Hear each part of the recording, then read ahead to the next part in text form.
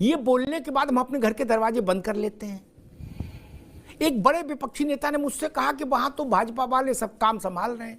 मैंने उनको कहा था, ये 10-15 दिन पहले की बात है, मैंने कहा आप चावल बांटना चाहते हो तो मैं चंपत राय जी से बात करा दूं, आप कार्ड बांटने में रुचि रखो तो मैं चंपत राय जी को बोल दूं भाई इनको भी दो जिम्मेदारी, आप अयोध्या में भंडारा लगाना चाहते हो मुझे बताओ, मैं बोल देता हूं ट्रस्ट को, प्रशासन को, दोनों को कि इनको जगह दो, ये भंडारा लगाएंगे।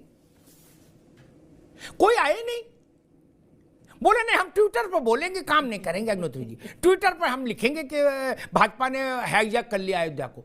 तो हमने कहा तुम भी जाओ, बोले नहीं नहीं हम जाएंगे नहीं, इतनी ठंडे में कहां बवाल में पड़ेंगे। जोशी जी। अमिताभ जी, आज आपने आपके चैनल, आवाज आ रही है मेरी आपको? जी जी आ रही है जी जी। मेरे ख्याल से पहले वाला जो मैंने बात कही थी वो आपके चैनल में आ गई, क्योंकि बीच में नेटवर्क चला गया था, मुझे पता नहीं मेरी बात जी जी जी जी। आपने आज की एक डेडलाइन अपने चैनल के माध्यम से आपने देने का काम करा, और आपने कहा कि आज ही आ जाते दर्शन को, जबकि हमारे नेता ने कहने का काम करा कि निश्चित तौर पर हम सपरिवार आएंगे। और मेरे ख्याल से आज वो ऐसी कोई डेडलाइन नहीं है, वरना अगर डेडलाइन होती तो निश्चित तौर पे आज विश्व की सबसे बड़ी पार्टी का दावा करने वाले राष्ट्रीय अध्यक्ष जी और उनके गृह मंत्री भी वहां आते। मेरे ख्याल से आप भी और हम भी और अधिकतर जितने पैनलिस्ट बैठे हो, आज नहीं था ना, निमंत्रण आपको था ना, आपके घर पे राम जन्मभूमि न्यास ने निमंत्रण भेजा था ना। यदि आपको रामलला विराजमान के मंदिर प्राण प्रतिष्ठा का निमंत्रण मिला तो आपने उसको अस्वीकार क्यों किया?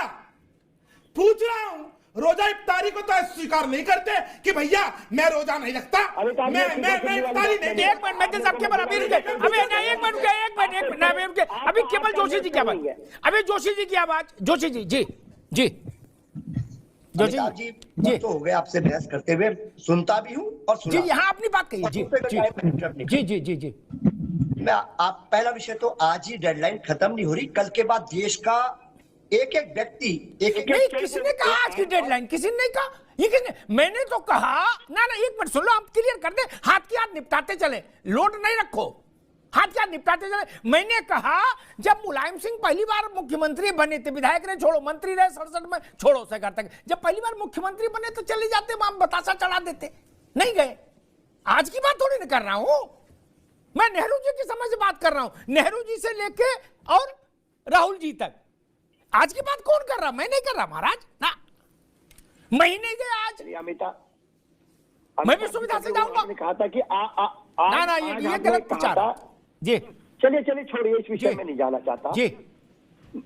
अब मैं बात करना चाहता हूँ भारतीय जनता पार्टी के जो नेता के रूप में यहाँ पर बैठे हुए हैं जी, उनको बताना चाहता हूँ, हम लोगों का जो आज भी, आप जब अयोध्या जाने का शौक हो कि आप भी नहीं गए आज, और साध्वी जी तो मेरे साथ एक कार्यक्रम में थी, अभी साथ में ही हम लोग थे, तो और आपने भी बता दिया आप भी नहीं गए, मैं भी नहीं गया, मैं भी स्टूडियो में हूँ।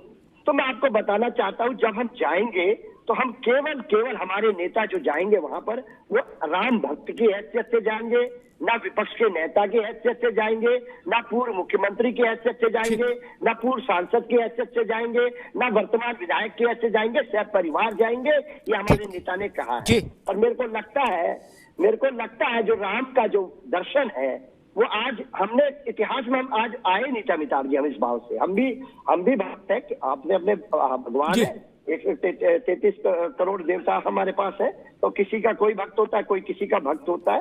तो निश्चित तौर पे हमारा आज का जो विजन था वो केवल ये था कि जो राम का जो लेसन है, जो राम का सामाजिक न्याय है, या राम ने जो हमें सीखें दी है, उन सीखों पर हम लोग अमल करें, यही भारत निर्माण, यही जोशी जी एक मिनट, जोशी जी एक मिनट रुक जाए, एक मिनट। ये बात बार बार कहने से भी बदल नहीं जाएगी। मैं पूछ रहा हूं, जो सामाजिक न्याय कृष्ण जी ने स्थापित किया, जो समाजवाद कृष्ण जी लाए और जो समाजवाद महादेव लाए, उसके लिए आप कब संघर्ष में उतरेंगे? क्योंकि आपने तो कहा कि हम लोग सामाजिक न्याय के लिए संघर्ष करते हैं,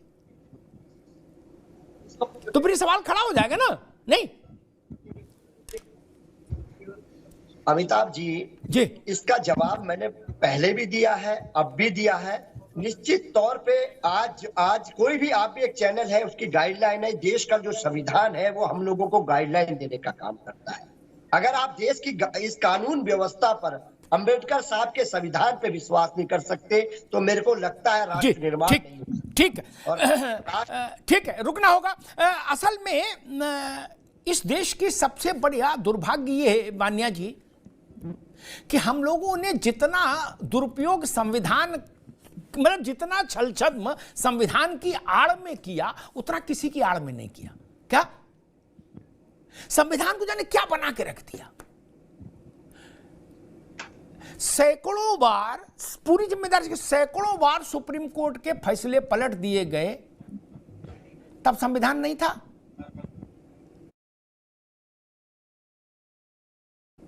था ना, लेकिन पलट दिए, मेरी मर्जी, मैं चाहे ये करूं, मैं चाहे वो करूं, मेरी मर्जी। वो नहीं गाना था बाबा सहगल का। तब संविधान याद नहीं आया। हमने सवाल पूछा तो बोले संविधान की गाइडलाइन से बंधे। शाहबानों में संविधान की गाइडलाइन नहीं थी। एक आरक्षण का विषय आया था सुप्रीम कोर्ट से, उस पर गाइडलाइन नहीं थी मान्या जी। या हम अपनी सुविधा से जहां से बचना चाहते हैं। मैं हैरान हूं, इस देश की 80% आबादी, 85% आबादी का जो सबसे बड़ा आराध्य है, उसके विषय में हम आड़ लेके बचना चाहते। और शाहबानों के मसले पर फैसला आ जाता है तो हम सड़क पर लठ लेके उतर पड़ते हैं, कहते हैं ईंट से ईंट बजा देंगे अगर फैसला नहीं बदला।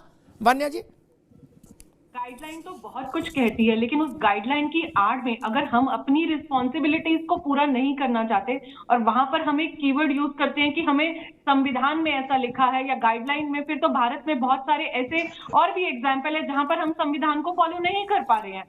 और अगर हमें करना है, अगर हम सच्चे दिल से, अगर हमें रिस्पॉन्सिबिलिटीज को शेयर करना था राम मंदिर के टाइम पर, जैसा कि आपने अभी बोला कि वहां पर चावल बांटने का काम था या कुछ भी और काम था, तो अगर हम दिल से चाहते हैं, अगर हम राम भक्त हैं, क्योंकि राम जी ने तो कभी नहीं बोला कि ये बीजेपी का मंदिर या ये कांग्रेस का मंदिर, तो हम उन रिस्पॉन्सिबिलिटीज में तो एटलीस्ट अपना शेयर, अपना कंट्रीब्यूशन जितना हम कर सकते हैं वो तो हम कर सकते थे ना।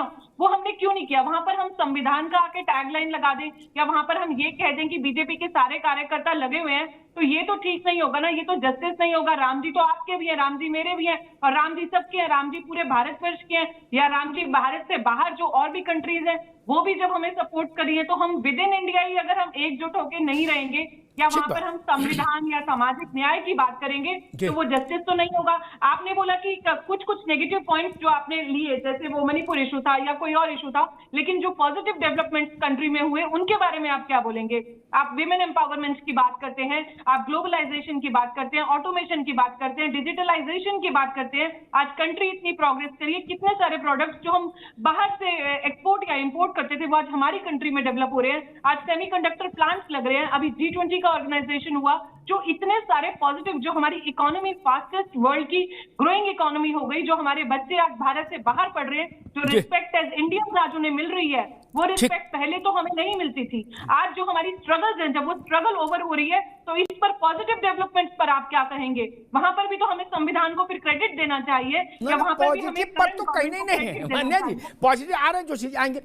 यतीमा, एक मेरे दिमाग में सवाल खड़ा होता है बार बार कि भाई चलो अयोध्या, काशी, मथुरा ऐसी बात उठाओ तो कोई संविधान के पीछे छुपने की कोशिश करता है, कोई अदालत के पीछे छुपने की, कोई कुछ ब्ला ब्ला। मैं एक ऐसा मसला सामने रख दे रहा हूं जो अकाट्य है, जिसमें भागने का, बचने का, छुपने की गुंजाइश खत्म हो जाएगी।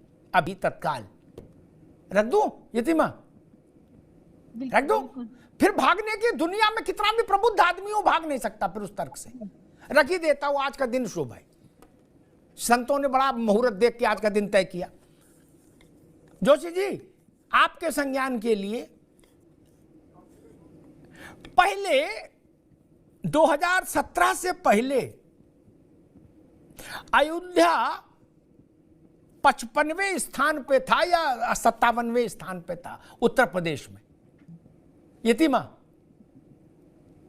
तरक्की के पैमाने पर छोड़ो मंदिर, ठीक, 75 जिले, उसमें 57वें नंबर पे ये था, ठीक।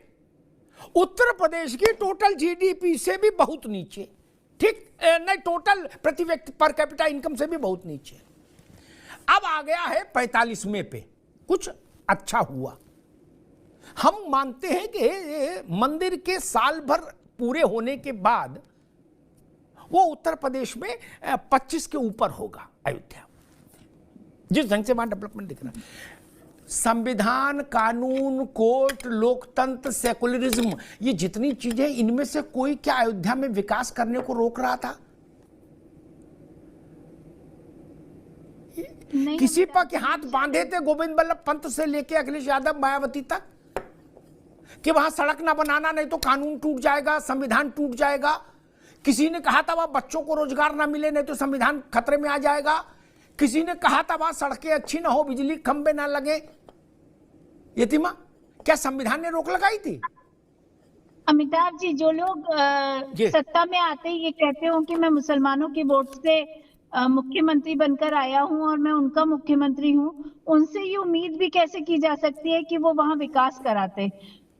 अयोध्या को छूना, मैंने बताया ना कि अयोध्या को अस्पृश्य कर दिया गया। 500 साल का संघर्ष तो एक अलग रहा, लेकिन 1947 के बाद जो घृणा अयोध्या के लिए राजनेताओं ने दिखाई, जो मुख्यमंत्रियों ने दिखाई, और जो प्रधानमंत्री मौजूदा, मतलब इस समय छोड़ दीजिए 2014 के बाद का परिदृश्य, लेकिन उससे पहले के प्रधानमंत्रियों ने जिस तरीके की घृणा अयोध्या के लिए दिखाई, मुझे नहीं लगता कि इतिहास में किसी भी धर्म, किसी भी मत, किसी भी संप्रदाय ने अपने इष्ट के लिए इतनी घृणा दिखाई होगी। क्योंकि चिंता ये थी कि वो जो वोट बैंक है जो इन्हें सत्ता तक पहुंचाता था, हिंदुओं का वोट बैंक नकार दिया गया। हिंदुओं ने जो वोट किया, इनको उस प्रतिशत को हटा के इन्होंने सारा कंसंट्रेशन उस पर करा कि बाबर की जो लीगेसी को फॉलो कर रहे हैं कहीं वो ना खिसक जाएं, जो औरंगजेब की लीगेसी को फॉलो कर रहे हैं कहीं वो ना खिसक जाएं। अब राम जी ने कहा कि आप ही को नमस्ते करते, आप ही को प्रणाम है, बहुत घृणा हमारे प्रति दिखा ली, अब आप अपना राम विश्राम कीजिए।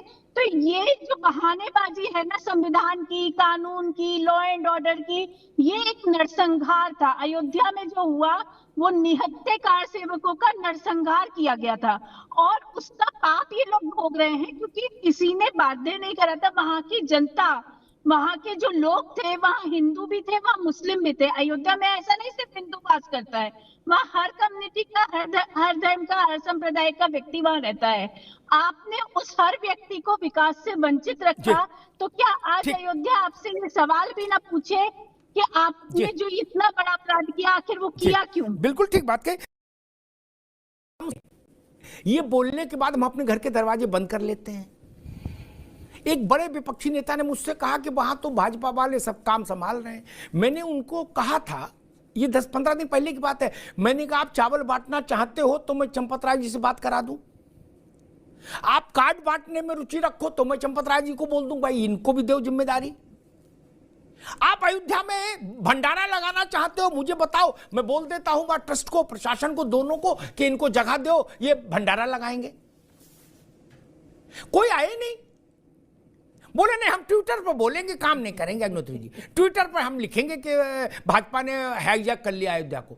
तो हमने कहा तुम भी जाओ, बोले नहीं नहीं हम जाएंगे नहीं, इतनी ठंडे में कहां बवाल पड़ेंगे। जोशी जी। अमिताभ जी, आज आपने, आपके चैनल, आवाज आ रही है मेरी आपको? जी जी आ रही है जी जी। मेरे ख्याल से पहले वाला जो मैंने बात कही थी वो आपके चैनल में आ गई, क्योंकि बीच में नेटवर्क चला गया था, मुझे पता नहीं मेरी बात जी जी जी जी। मैं आपने आज की एक डेडलाइन अपने चैनल के माध्यम से आपने देने का काम करा, और आपने कहा कि आज ही आ जाते दर्शन को, जबकि हमारे नेता ने कहने का काम करा कि निश्चित तौर पर हम सपरिवार आएंगे।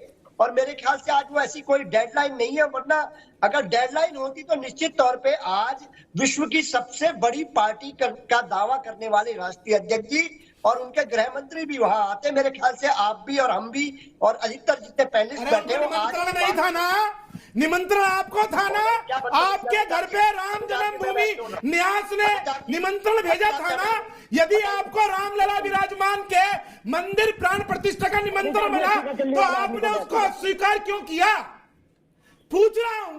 रोजा इफ्तारी को तो स्वीकार नहीं करते कि भैया मैं रोजा नहीं रखता, मैं इफ्तारी नहीं। एक मिनट मैं साहब केवल अभी रुके, अभी ना एक मिनट अभी केवल जोशी जी की आवाज, अभी जोशी जी की आवाज, जोशी जी जी जी जी तो हो गए आपसे बहस करते हुए, सुनता भी हूँ और जी यहाँ अपनी बात कही जी जी जी जी जी। मैं आप पहला विषय तो आज ही डेडलाइन खत्म नहीं हो रही, कल के बाद देश का एक एक व्यक्ति नहीं, किसने कहा आज की डेडलाइन? किसी ने नहीं कहा। ये किसने? मैंने तो कहा ना एक मिनट सुन लो, हम क्लियर कर दे, हाथ की हाथ निपटाते चले, लोड नहीं रखो, हाथ की हाथ निपटाते चले। मैंने कहा जब मुलायम सिंह पहली बार मुख्यमंत्री बने थे, विधायक रहे छोड़ो, मंत्री रहे 67 में छोड़ो सरकार तक, जब पहली बार मुख्यमंत्री बने तो चले जाते, वहां बतासा चढ़ा देते, नहीं गए। आज की बात थोड़ी नहीं कर रहा हूं मैं, नेहरू जी की समझ से बात कर रहा हूं, नेहरू जी से लेके और राहुल जी तक। आज की बात कौन कर रहा? मैं नहीं कर रहा महाराज ना, मैं ही नहीं गया आज। मैं भी सुविधा से जाऊंगा। आपने कहा था कि ना ये गलत प्रचार जी। चलिए छोड़िए, इस विषय में नहीं जाना चाहता जी। अब मैं बात करना चाहता हूँ भारतीय जनता पार्टी के जो नेता के रूप में यहाँ पर बैठे हुए हैं जी, उनको बताना चाहता हूँ, हम लोगों का जो आज भी, आप जब अयोध्या जाने का शौक हो, कि आप भी नहीं गए आज, और साध्वी जी तो मेरे साथ एक कार्यक्रम में थी, अभी साथ में ही हम लोग थे, तो और आपने भी बता दिया आप भी नहीं गए, मैं भी नहीं गया, मैं भी स्टूडियो में हूँ। तो मैं आपको बताना चाहता हूँ, जब हम जाएंगे तो हम केवल हमारे नेता जो जाएंगे वहां पर, वो राम भक्त की हैसियत से जाएंगे, ना विपक्ष के नेता की हैसियत से जाएंगे, ना पूर्व मुख्यमंत्री की हैसियत से जाएंगे, ना पूर्व सांसद की हैसियत से जाएंगे, ना वर्तमान विधायक की हैसियत से जाएंगे, सब परिवार जाएंगे, ये हमारे नेता ने कहा है। और मेरे को लगता है जो राम का जो दर्शन है वो आज हमने इतिहास में, हम आज आए नहीं थे अमिताभ जी, हम इस भाव से, हम भी भक्त है कि आपने अपने भगवान है, 133 करोड़ देवता हमारे पास है, तो किसी का कोई भक्त होता है, कोई किसी का भक्त होता है। तो निश्चित तौर पे हमारा आज का जो विजन था वो केवल ये था कि जो राम का जो लेसन है, जो राम का सामाजिक न्याय है, या राम ने जो हमें सीखें दी है, उन सीखों पर हम लोग अमल करें, यही भारत निर्माण, यही जोशी जी एक मिनट रुक जाए, एक मिनट। ये बात बार बार कहने से भी बदल नहीं जाएगी। मैं पूछ रहा हूं, जो सामाजिक न्याय कृष्ण जी ने स्थापित किया, जो समाजवाद कृष्ण जी लाए और जो समाजवाद महादेव लाए, उसके लिए आप कब संघर्ष में उतरेंगे? क्योंकि आपने तो कहा कि हम लोग सामाजिक न्याय के लिए संघर्ष करते हैं, तो फिर सवाल खड़ा हो जाएगा ना, नहीं? अमिताभ जी, इसका जवाब मैंने पहले भी दिया है, अब भी दिया है। निश्चित तौर पे आज कोई भी, आप भी एक चैनल है, उसकी गाइडलाइन है, देश का जो संविधान है वो हम लोगों को गाइडलाइन देने का काम करता है।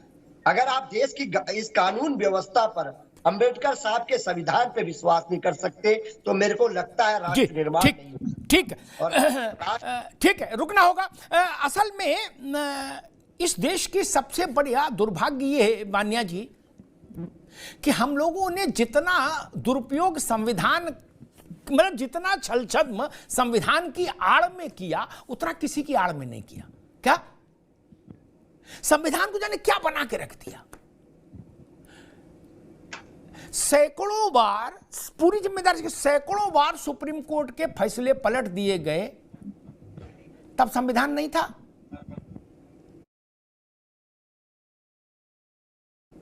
था ना, लेकिन पलट दिए, मेरी मर्जी, मैं चाहे ये करूं, मैं चाहे वो करूं, मेरी मर्जी। वो नहीं गाना था बाबा साइकिल का? तब संविधान याद नहीं आया।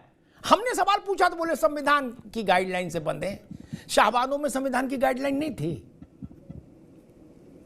एक आरक्षण का विषय आया था सुप्रीम कोर्ट से, उस पर गाइडलाइन नहीं थी।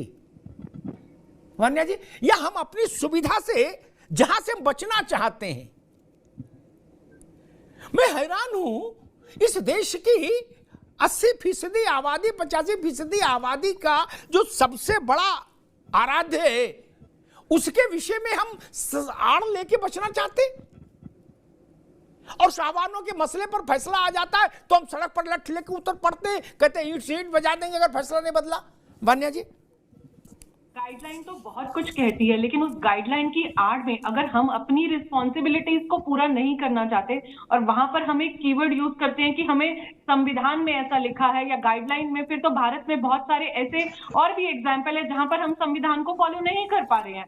और अगर हमें करना है, अगर हम सच्चे दिल से, अगर हमें रिस्पॉन्सिबिलिटीज को शेयर करना था राम मंदिर के टाइम पर, जैसा कि आपने अभी बोला कि वहां पर चावल बांटने का काम था या कुछ भी और काम था, तो अगर हम दिल से चाहते हैं, अगर हम राम भक्त हैं, क्योंकि राम जी ने तो कभी नहीं बोला कि ये बीजेपी का मंदिर या ये कांग्रेस का मंदिर, तो हम उन रिस्पॉन्सिबिलिटीज में तो एटलीस्ट अपना शेयर, अपना कंट्रीब्यूशन जितना हम कर सकते हैं वो तो हम कर सकते थे ना, वो हमने क्यों नहीं किया? वहां पर हम संविधान का आके टैगलाइन लगा दें या वहां पर हम ये कह दें कि बीजेपी के सारे कार्यकर्ता लगे हुए हैं, तो ये तो ठीक नहीं होगा ना, ये तो जस्टिस नहीं होगा। राम जी तो आपके भी हैं, राम जी मेरे भी हैं, और राम जी सबके हैं, राम जी पूरे भारतवर्ष के हैं, या राम जी भारत से बाहर जो और भी कंट्रीज हैं वो भी जब हमें सपोर्ट करिए, तो हम विद इन इंडिया ही अगर हम एकजुट होकर नहीं रहेंगे या वहां पर हम संविधान या सामाजिक न्याय की बात करेंगे तो वो जस्टिस तो नहीं होगा। आपने बोला कि कुछ कुछ नेगेटिव पॉइंट्स जो आपने लिए, जैसे वो मणिपुर इशू था या कोई और इशू था, लेकिन जो पॉजिटिव डेवलपमेंट कंट्री में हुए उनके बारे में आप क्या बोलेंगे?